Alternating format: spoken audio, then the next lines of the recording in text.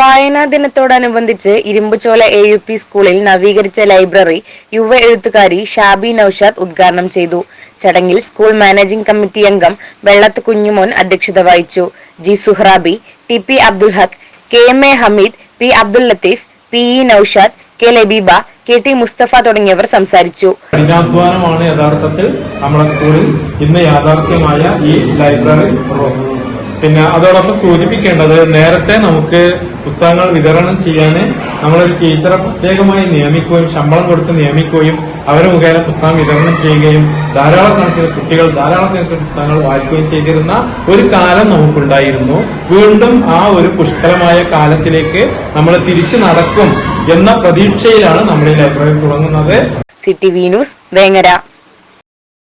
Chamano International Jewelers, traditionally trusted for 160 years.